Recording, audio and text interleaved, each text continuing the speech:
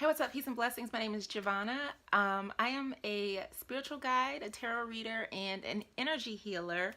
And I support women in their journey to wholeness, to wellness, and to love. So there's been a bit of a shift in the work that I do. Formerly, I was known as the spiritual love coach, but I wanted to shift my focus to really align my work with my energy and where spirit was leading me. So I'm really excited to do that. We are almost in December, which means that we're coming to the end of 2018, going into a new year. And one of the things that I do is this Stay Fit series. I've wanted to make it like a public thing, and it kind of is, but I just wanted to share what that is. So staying fit, it's not just about your actual physical fitness. It's about staying fit mentally, physically, spiritually, and financially. So just a holistic approach to really setting yourself up to win in the new year and beyond, right?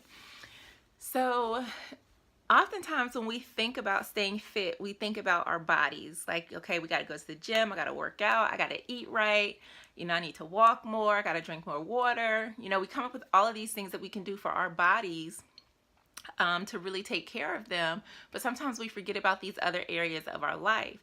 So I take a holistic approach to my work. Even if I'm doing a tarot reading, whether it's an energy healing, or if I'm working with somebody one-on-one in a coaching session, where we're looking at all areas of your life, from your mind to your body to your spirit to your money.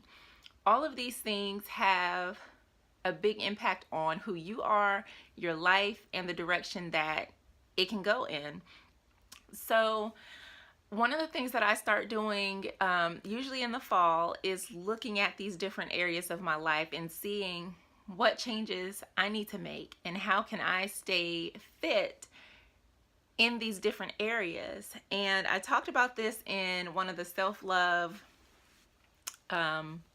workshops that I did. I think it's somewhere on my YouTube channel. But so there's so many different aspects to our selves and different ways that we can take care of ourselves in these different areas, and they are all interrelated in some way. So I'm going to share a few quick tips of things that you can do to stay fit. And so mentally, that could be reading a book. It could be taking a course, whether it's online or whether you actually go to your local community college or whatever that is. Journaling is another activity that is very beneficial for your mind. And so if we then talk about our bodies, right? So we talked about going to the gym, drinking more water, getting enough sleep. Those are some things that you can do to rejuvenate your physical self. And when I say mentally as well, that also includes emotional. So I do combine mental and emotional into one category. So we talked about our mind, we talked about our body, so let's talk about our finances. And this is something that I've just done for my business and my personal life. I went through and just looked at my budgeting.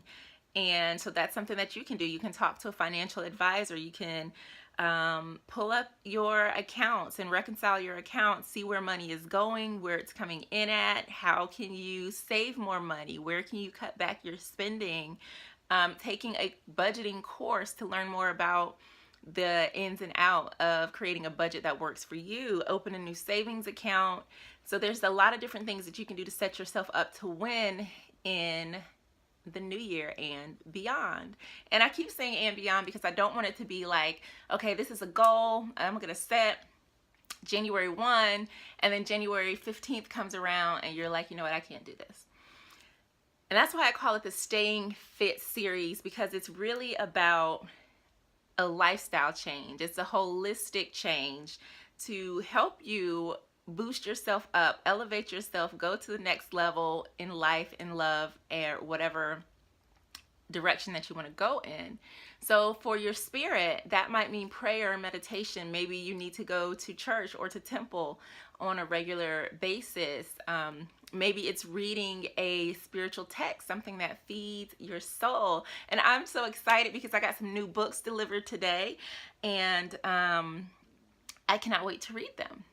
So what I did today was I did a quick three card draw from my Angels Oracle deck to see what you can do to stay fit for your mind, body, and soul. So you're about to get some angelic wisdom here that's going to help you in love and life. So let's go.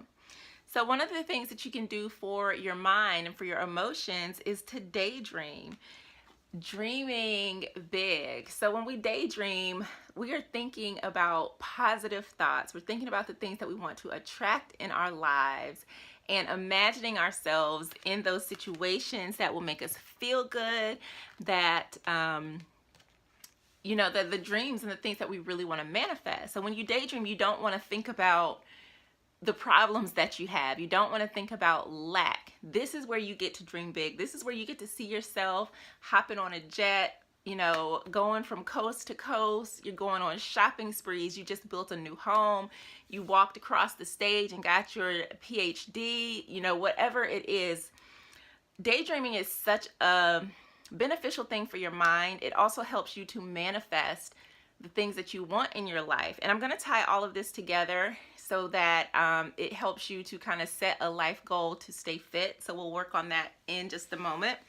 Daydream and dream big. So some of the things that I daydream about are the wellness centers that I want to open. I want to have a retreat center. So I envision myself doing these things and really taking on that experience and like holding that energy as if it already is. So daydreaming is a very, very powerful manifestation tool because it helps you to think positively and it helps you to create. So even though you don't see it out in the real world, you're creating that experience in your mind. And you know what they say, thoughts become things. So the more you think about it, the more you're able to put that out there into the universe so that you will see that manifestation occur. And I'll probably talk more about law of attraction later. So let's talk about your body. How often do you think about the relationship that you have with your body?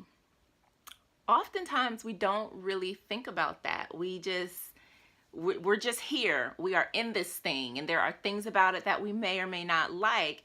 But I want you to think about having a relationship with your body. Your body is a part of you. It's who you are, and it's who we see. So you want to make sure that you are loving the skin that you are in.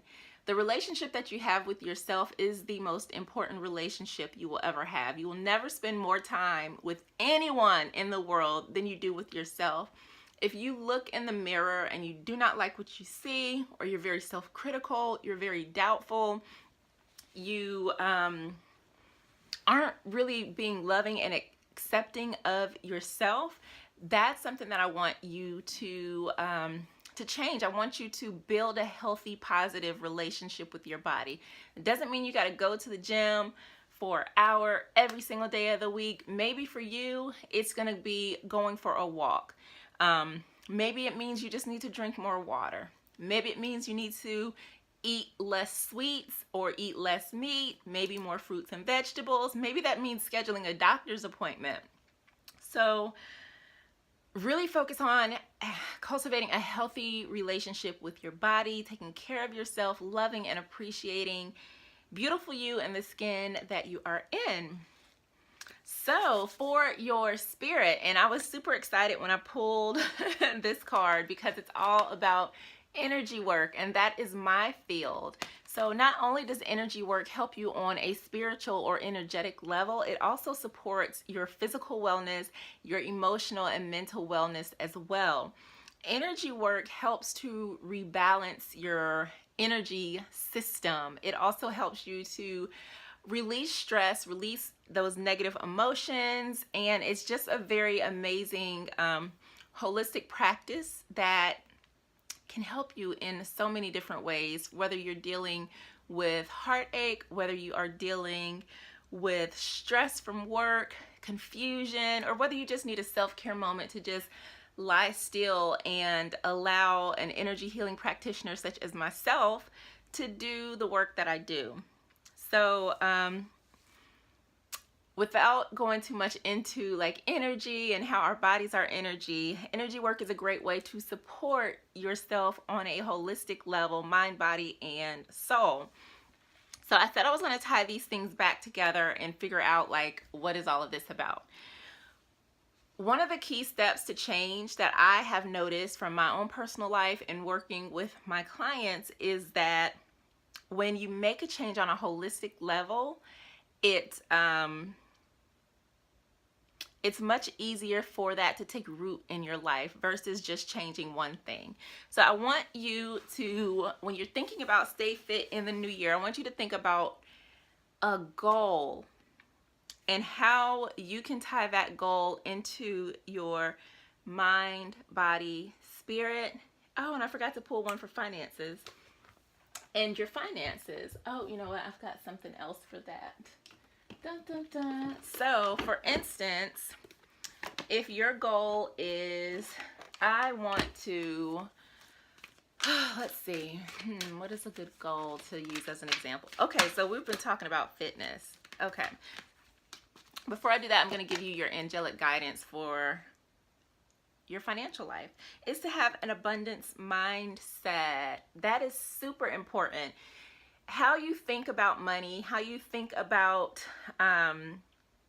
money, and even the way you value yourself impacts how you think about money. So having a positive money mindset is so important. A lot of times we feel like we don't deserve money, like we're not good enough, we're not supposed to be rich, or that we have to struggle and fight for money. And the beautiful thing about all of these things, and I think I've found the goal now that I'm looking at everything, is that all of these things are related. How you feel about yourself, your self-worth, how you treat yourself is tied into how you view money. Your thoughts, we talked about daydreaming and envisioning the life that you want. That is helping you to cultivate a money mindset. And if you are harboring, you know, those negative feelings, those self-doubt, self-loathing, energy work, energy healing can help you to release some of those things, to release some of those stagnant energies that you might be carrying around when it comes to money. So I really like how this played out. So let's say you do have a goal, and your goal is that you want to save, let's just say $1,000, right? So let's think about how we can break this down by mind, body, soul.